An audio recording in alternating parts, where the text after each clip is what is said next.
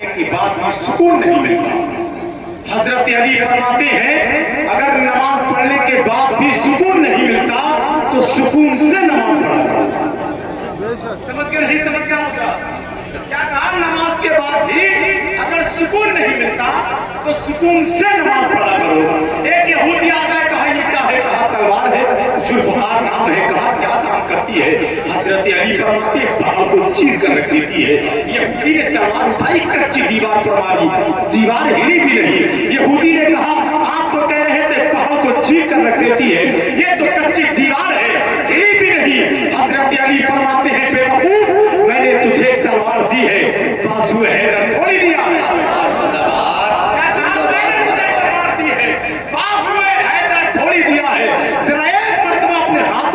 بول دے یا علی، اور اونچی آواز میں بولے یا علی، یا علی۔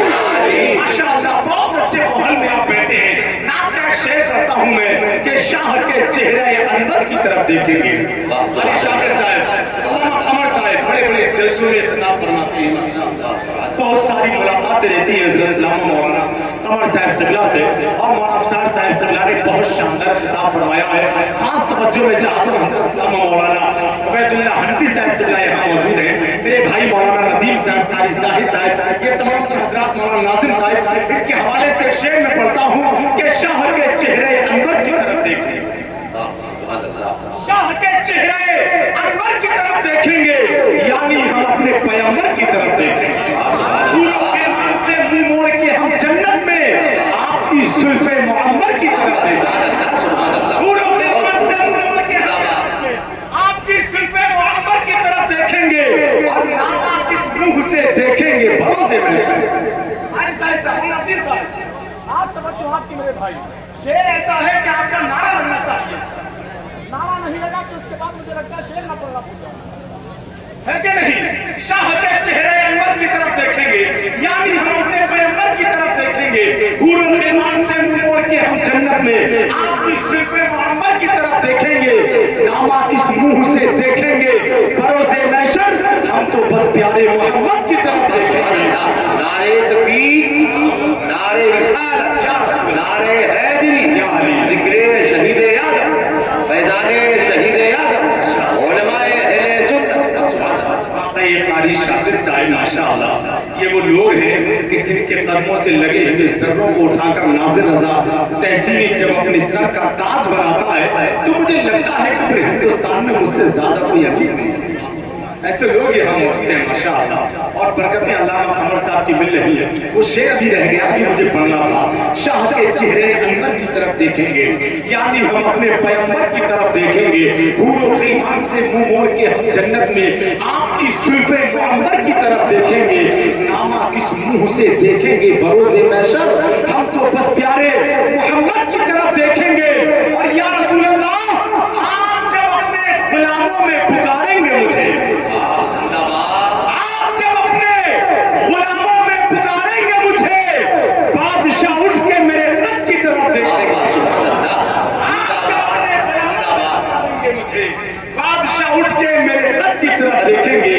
دریا کے کنارے اللہ والا جا رہا ہے، دیکھا پچھو ڈوب رہا ہے، اس کو نکالتا ہے۔ پچھو کی عادت ہے ٹنک مارنے کی، اس نے اپنا کام کیا، ہتھیلی پر ٹنک مارا، تکلیف ہوئی چھوڑ دیا، پھر اللہ والا تھا نکالا بچھو، پھر اس کی عادت اس نے ٹنک مارا۔